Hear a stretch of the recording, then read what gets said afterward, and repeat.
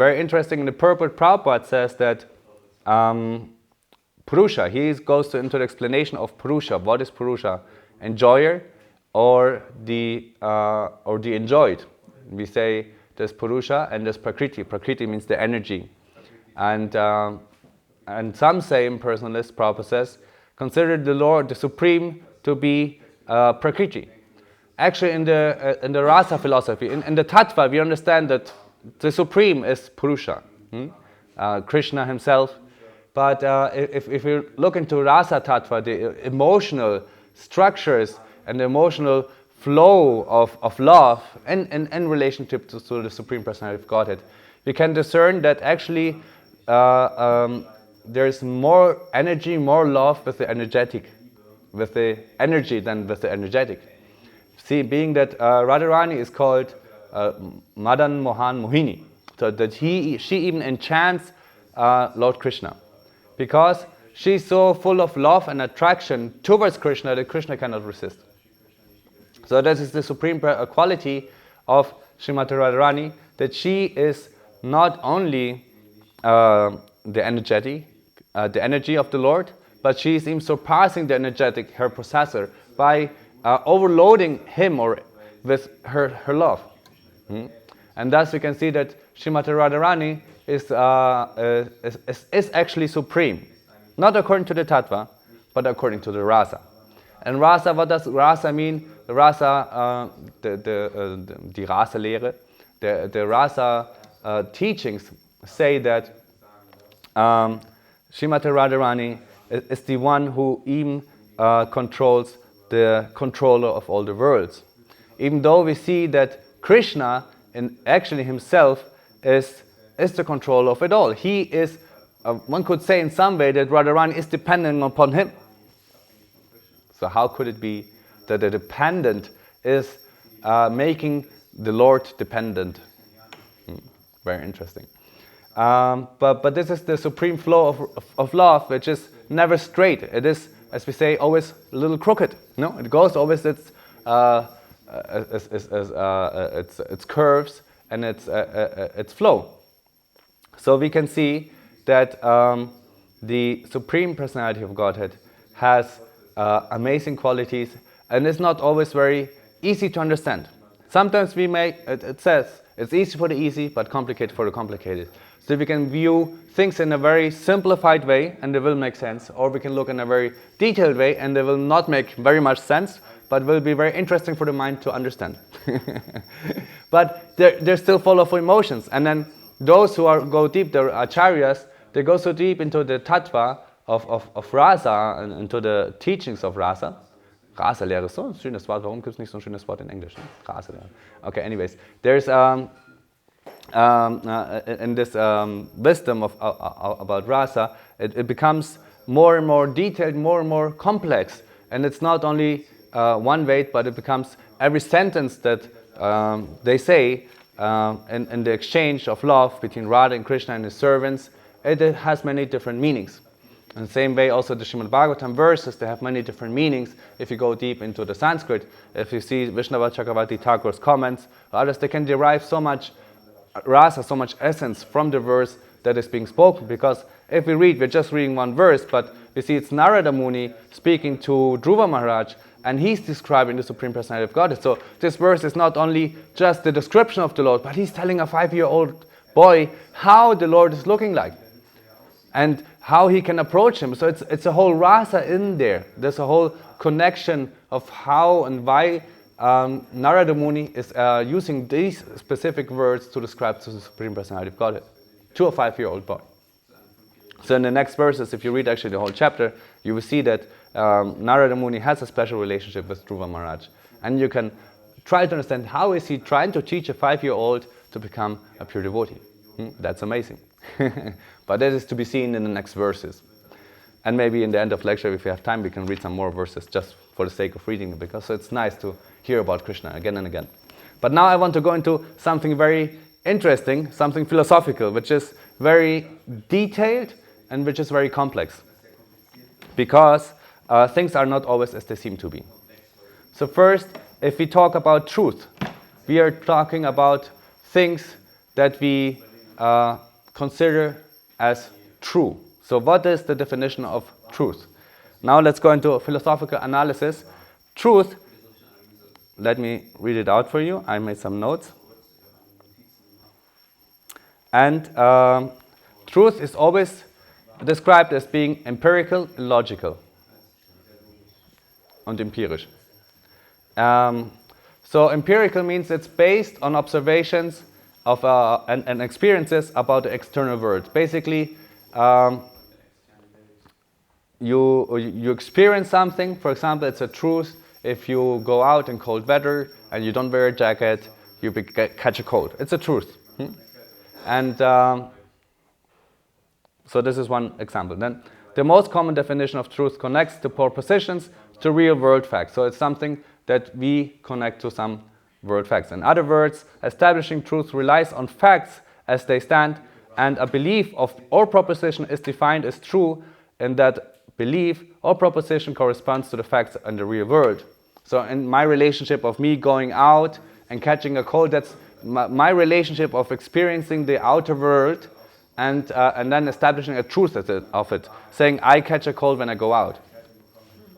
So, then there might be somebody who is not so subjugated to the cold, who has maybe grew up in the North Pole and has no problems going out without a jacket, and he's not getting a cold. So is it for him a truth or is it not a truth? For us it is a truth, but for him it is not. So we cannot say it is an absolute truth. It's a relative truth. So this is the definition of truth. Truth is based on empirical and logical understanding. But it's not always, not every truth is absolute. Especially in this world of relativities, every truth is dependent on the person understanding it. Then truth cannot contradict. If you try to establish a truth about the world, it should not contradict the general understanding. But still, there always will be differences, because it is never, we never have a world which is completely one-sided. You know, as I said, you go out, and okay, another truth we could say, if it rains, I go out, I become wet. That's a general truth. But there might be also different circumstances where it might not be happening like that. So it must be empirical, logical to understand. So this is a truth that we can understand. And then we have the other word is reality. What is real and what is truth? So the difference is reality or real is that what we philosophers consider that what is. You know, that what you see here, what is happening, what is existing without being observed. Basically, it's just it is as it is. So, and then, so for example, we could say we try to escape reality when we watch a video. You know, when we're in a completely different world. If we are completely immersed in Krishna, are we escaping reality, or are we connecting to reality? That's a new question. So therefore it's very interesting to understand these different terms. And also when we say the Supreme Personality of Godhead, the Supreme Absolute Truth. So all these words, they have a very deep meaning, which is not only just, okay, that's the truth, but what does truth mean? And what is the reality? Should we say the Supreme Personality of Godhead, the Absolute Reality, or the Absolute Truth? So it's very interesting. Defining what is real differs among philosophers even. It is a complex philosophical question, but standard definitions include establishing what is real by what has substance, substance and actually exist in the real world. For something to be real, it must exist and not be context dependent. So it cannot just exist if in a certain context and another context not, so it must be existent in itself. Being non-context dependent means it is real and it is of itself. So we have the rain is outside, it is real. The windows, they are real, they exist if I observe them or not. The terrain, the outside area, the inside area. There's different realities which actually exist. So if we see that, okay, so truth basically means it's the experiences of reality and that we can discern by empirical and logical means. And reality is that which is existing in itself, we could say. No? So we say now the reality is we are sitting in this material world, we're sitting here in this lecture, we're trying to understand something. And then the truth is that if you're sitting here and listening Bhagavad Gita, you become liberated. So that's a truth that is, we can say, experienced and observed by sages in ancient time. So this is a truth, according to the philosophical definition. If you see, it has been, therefore Prabhupada always says, it is a scientific process. It's an absolute truth. You can experience it and anybody can do it. Anybody who sits in the kirtan and listens to Krishna's holy names, he will be liberated, just by listening to the transcendental sound vibration.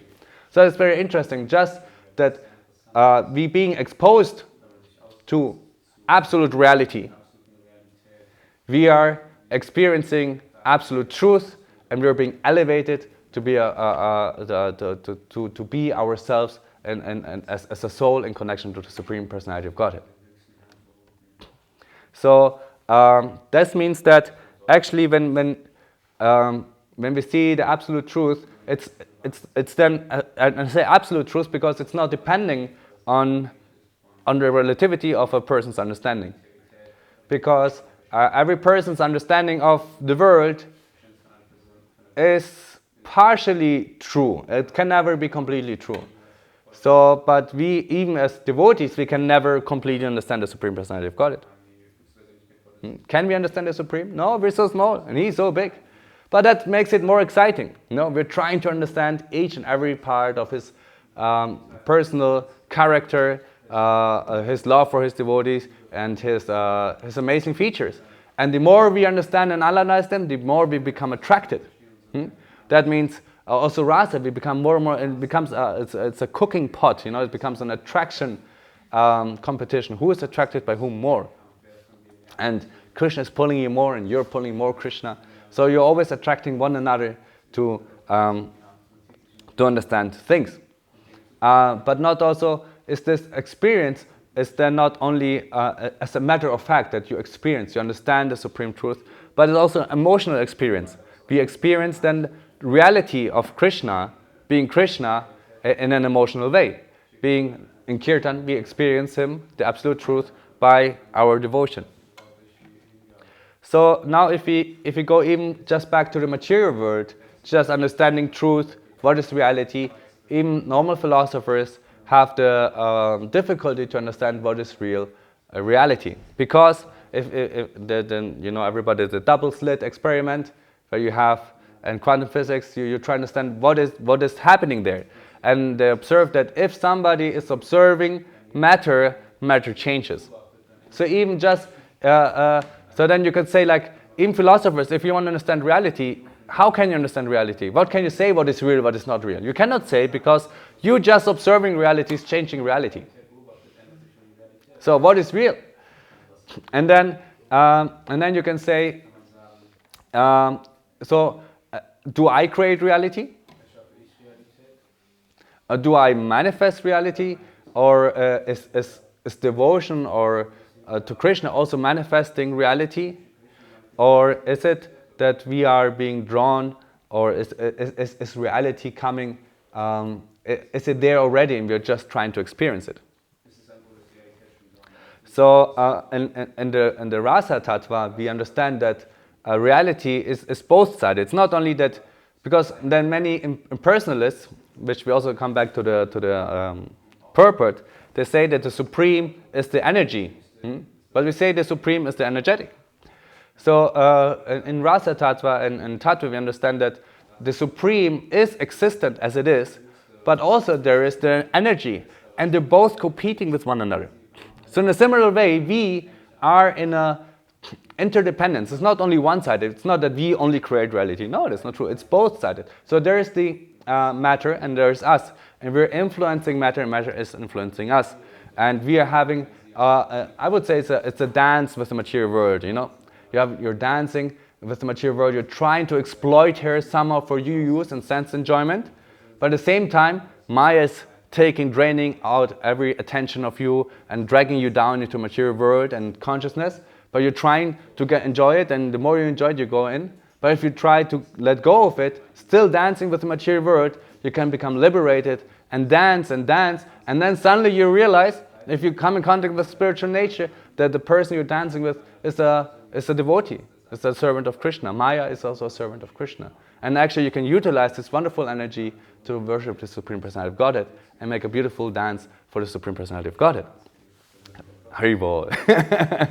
So we can see that matter and reality is always something which is very dynamic. It is something which is evolving through our life and evolving through our devotional career, I would say, our devotional emancipation.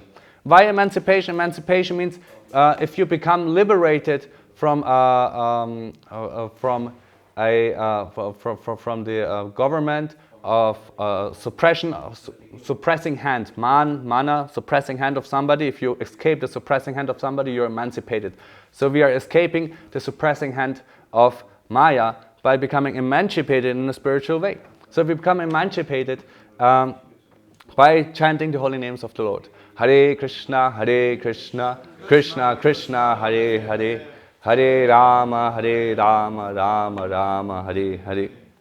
So that is our spiritual progress, where we actually are coming in contact with the Supreme Personality of Godhead, where we are actually coming in contact with Krishna. And it's a both-sided dance. We are able, in the same way also, we are creating part of our karma. We have karma which is manifested coming upon us through the material world, but we can influence it. We can come in contact with the Supreme Personality of Godhead by chanting His holy names, by engaging in devotional service. And this can be seen even materially, very physically, very simple, but also very spiritually, just seeing from the part of the soul, where the soul is then at one point not even more bound to this material world. Therefore it says, Sevom mukhe hijivadam swayam evaspuratya. The liberated person becomes liberated even though still being within this body. Meaning, even though you're in this body, you can be completely aloof from all these rules and regulations of material nature. You cannot be beyond the principles of material nature by just being in contact with the Supreme Personality of Godhead. And then we can say this supreme emotions and supreme connection with the Supreme Personality of Godhead, they influence and they spiritualize matter, where you come in contact with.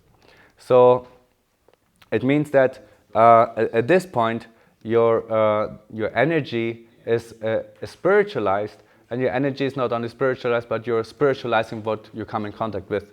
And you can connect everything to Krishna. Prabhupada says it's as electricity. So if you're a guru, if you want to be a spiritual person, then you just need to connect to the power source. It says my only credit is that I'm connecting to the power source and then I'm just giving the electricity to the next person. I don't get any credit, I'm just passing it on. Or like the postman who brings the post to the person. We don't have any credit for it, we're just passing it on. So we're just passing it on. We don't have any credit, but it's our possibility to be connected to this Supreme Personality of Godhead. So that's something very exciting. It's exciting, and we can experience it every day, how we are evolving spiritually, how we are more and more not anymore dancing with this material world, but actually we're dancing more and more with Krishna's energy, and being able to serve Him and use this material energy that we have in His service. And actually then a pure devotee in the end realizes this material world, it's not only something material, it's all His energy, it's all a sign of His love. And He's completely full of love, and He's immersed, He jumps into an ocean of love and gratefulness. Hare Krishna. Thank you very much. Any questions or comments or critics? Sorry if I was fast, but it was such a nice topic, I needed to speak fast. Maybe I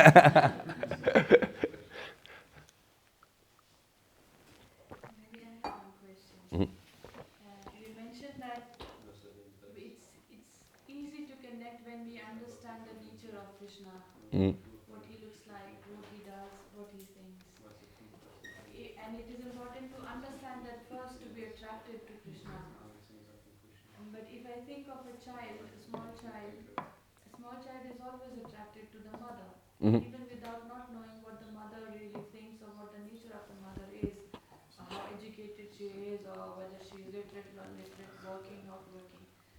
For the child, it's only knowing enough that the mother loves the child Mhm. is attraction enough. Is that thinking wrong? So you want to say that just knowing that the Supreme Lord loves us would be enough, and not needing to know all his qualities and opulences would be necessary to love the Supreme Personality of Godhead. Is that right? Yeah. So, yeah, in some way it is. As I said before, it's simple for the simple. If you're happy and you're enough attracted, like a child, to your mother, if you're enough attracted to Krishna just by knowing that the Supreme Personality of God is loving you unconditionally, then it is enough for you. But if you want to know why and how, and then if you have this mind that needs this food, and every person has a different food that it needs. So some need this this information, or also this attraction just by understanding the supreme truth. Like I was talking about philosophical points about truth, reality, and emotions in spiritual life. So some want to go more deeply into these topics and really understand how all of this is working. And for some, it's just good to know to say, okay, I chant the holy names of the Lord, and I want to surrender into Him. That's complete in itself. And it's not that the who understands it all in details is better. He who has more love, he is better.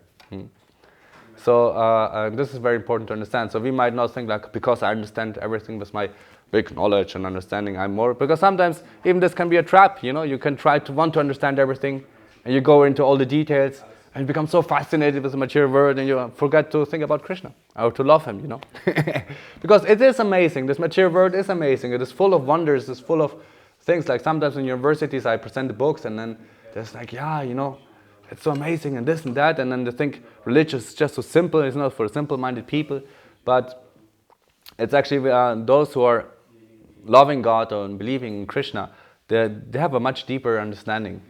If you go into an understanding part, if you go into an emotional part, they might be just superficially, one would say, or simply loving God, but it is of a much higher quality than their wisdom or knowledge of all the material world, which is useless.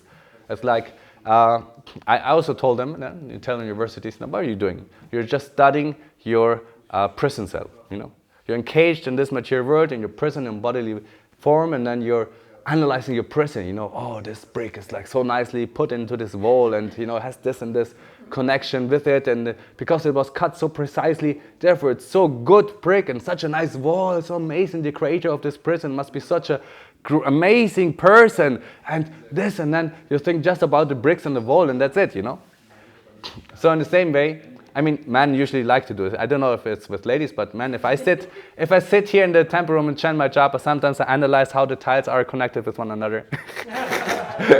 Does it happen to you? Yeah, you can confirm. Ladies can confirm? No, absolutely not. So we have a different mind, and it just works in a different way. So, sorry, I just need to be honest sometimes, huh? And so in this way, we're trying to understand this material world, but it might be completely not necessary. It's completely it's useless, It's just a mind which needs some food. And so we need to feed the mind so that at one point we can connect to Krishna. And we can honestly be there. It's like, Krishna, I really love you. You're so amazing. So some need to analyze the bricks and understand, like, I want to know the person who built this.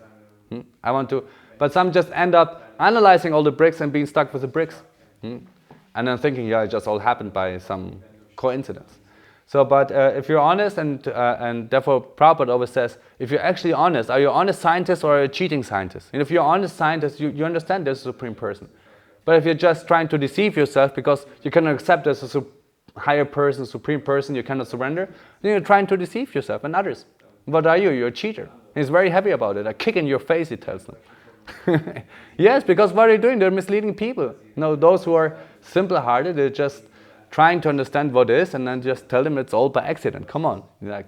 Get your head together. It's not by accident, you know. So it's something very interesting, yeah. And we should understand what is our needs, and accordingly feed our mind with these needs, and so that our devotion towards Krishna, our attraction to Krishna, can be more solid. It becomes solid more over time. If you like just having this emotion, then just listen to kirtans, listen to lectures where we talk about rasa katha or other katha where you can open up, you know. So, or others, they might want to go into philosophical topics, and it's just nice for them. Then instead of looking at the connections of the ties, they will think about these things, you know. So this is something for the mind. So everybody has his own different mind, and as we see here, we can see how Narada Muni is describing the Supreme Personality of Godhead to a 5-year-old boy. You know, it's all on different levels, but it's all attractive. Any other questions? Yes, Sanjay?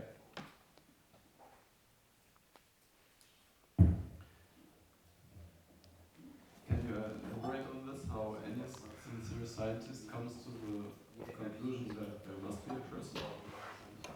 Yeah, okay.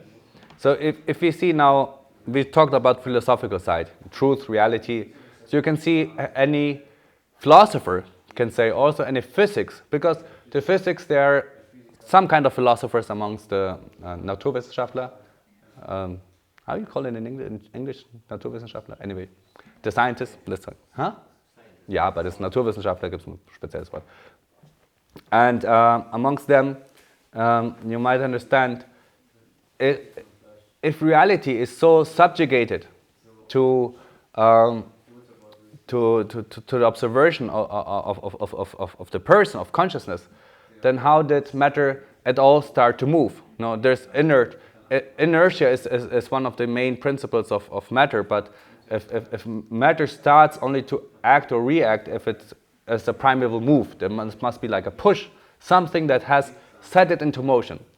So just being set into motion by nothing, it's okay. We might even have say, okay, there was a big bang, that was the first motion, but what set the big motion into motion? So it must be something, the primeval motion. There must be something which pushes things as they are.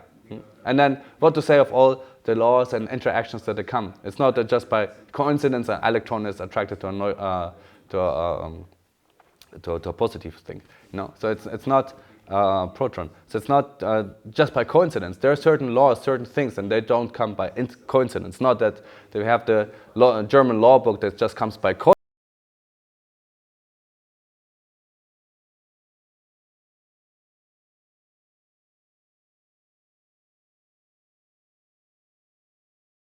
Therefore, Prabhupada says, if you're honest, if you see this, because any scientist who goes really into any matter, whatever, is it psychology, is it philosophy, is it economics, you can always understand it's so amazing. So this mature system here, it's amazing. And it's so huge, I can just understand a fraction of it. And to have a grasp of it all, there must be some higher consciousness. And if you're trying to deny that, then you're actually a cheater. You're cheating, misleading the public. And then Prabhupada is very heavy to them and says like, yeah, why are you cheating the public? Yeah, Hare Krishna. So you would say that any sincere seeker in any field of knowledge, he will become basically overwhelmed by how systematic and intricate this world is built up. It's not even overwhelmed. You just will. At one point, you get the inside of it. You get. Might be over, but at some point I think it is an overwhelming. You can do this aha effect, you know, this revelation, as they say. It's also in all the scientists. at one point they have the revelation. They have like, wow, yeah, it works like this. You know, Edison, and he's like, okay, this thing works for the light bulb, and or somebody realizes something. You know, as you have like Newton sits under the tree and he has this revelation. There must be some energy pulling down the apple. It must be something. It just cannot just fall by itself. Why is it falling?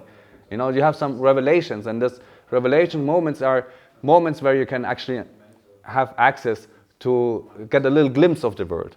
Like I would say, it's like maybe a little glimpse of the Virat Rupa. You know, it's a very, very, very tiny fraction. You know, you get like, wow, my goodness, you know, that's something huge. Because if you see the Virat Rupa, the universal form is being manifested to Arjuna, to Duryodhana, to Advaita Acharya, to Mother Yashoda, yeah, so many are being seen in the universal form. So we have this aha effect, we have this revelation of the supremeness, and it's amazing. And the universal form it's a material manifestation of the Lord. It's not spiritual. It's just we get like the huge and amazing view of the Lord. It's Virat Rupa. That's very interesting. So it's and we get a glimpse, and we get this. And if you're honest, you surrender. But if you're proud, then you're still like, this cannot be. It must be like. You find some explanation for it. Some escape route, because else the thing is, if you're honest, then you would need to surrender. And this is like when many people read Prabhupada's books, that the Maharaj, my spiritual master, his son is Kadamba Maharaj, he said like, he felt the pain. Prabhupada was all the time hammering, if you're a sincere person, you surrender to the Supreme Personality of Godhead. And he said like, in one point he couldn't feel himself real if he would not surrender. Because your Prabhupada puts you on this point, if you're really a sincere person, you must surrender. There's no other way around it. And if you call him, now we might, I'm very broad-minded, so I would say, you might call him Allah, Adonai, or whatever, but surrender to the Supreme Person. And that does not need to be that you become a Hare Krishna, Just be an honest person, really trying to understand and love and serve God, And it doesn't mean that you need to be in a certain institution, under a certain name, certain dress, certain haircut, it's no matter. But if you're really sincere, you will understand. And then if you're really, really, really, really sincere, you will still understand that the Supreme Lord is a God playing on the flute in Vrindavan and has this energy. It is!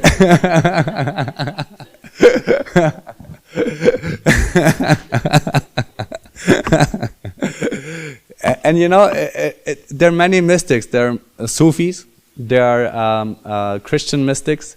And I was in a theological faculty in Basel, in Switzerland, and I was speaking with a Christian, really sincere Christian. And I asked him, how do you view God? What is the most intricate and amazing connection that you can have with the Supreme Personality of Godhead? He said, yes, it's the dance, he also said, the dance of love, the amorous relationship between the servant and the Supreme Personality. It's like, wow, that's exactly what I'm saying. We just had this moment of connection, we're like, both, I cried and he cried and we hugged each other. I was like, yeah, that's it. That's what we're looking for, the Supreme Personality of Godhead. And it doesn't matter what religion you are in, what confession, it doesn't matter. If you're sincere, you will understand the truth as it is. God will reveal himself in a very sweet and amazing way if you're actually sincere. You don't need to be in any institution, something. He's real. God is real. Krishna is real. He will reveal himself. So any scientist, even Nietzsche got almost a glimpse. He said, if there's God, he must be a dancing God, a playing God, something joyful. It cannot be something stirred up. So he was thinking, what would God be if there would be any God? And one of the greatest atheists, if there would be. He was thinking about it. So we can understand that there is the absolute truth, and we can have this revelation and the more we are sincere, we can actually understand it. The only problem is with us Hare Krishnas, we have such a high theology, which is, we put it straight in front of you. The Supreme Personality of God is a blue boy playing on the flute and has his energies dancing around them and enjoying. So it just might seem so trivial. It's just like, sometimes it's like maybe pearls put in front of a pig, they say in German, no? Perlen vor die Säue geworfen. We might not really understand this value of this knowledge, of this understanding, but actually it will become only real when our emotions are there, when actually we deeply have this connection with the Supreme, that yes, I want to be part of this love dance with the Lord. I want to serve him. I want to somehow facilitate, do something, please let me be of any help. And have this really deep service attitude, which is not just like an emotional thing, because we are frustrated with matter, we have this and that background, and now we just want to go turn to something else. No, but actually from deep from our heart, we have some love for God. And at this point then, all this, what we have heard for so many days and years, and then that Krishna is a person, he's a lovable person, he's playing on the flute, he's in Vrindavan, he has the gopis around him, all will become real, it's just like, then it becomes substantial, and it's amazing. And that's the real reality. Hare Krishna. Srila Prabhupada ki jai. Hare Krishna. Srimad Bhagavatam ki jai.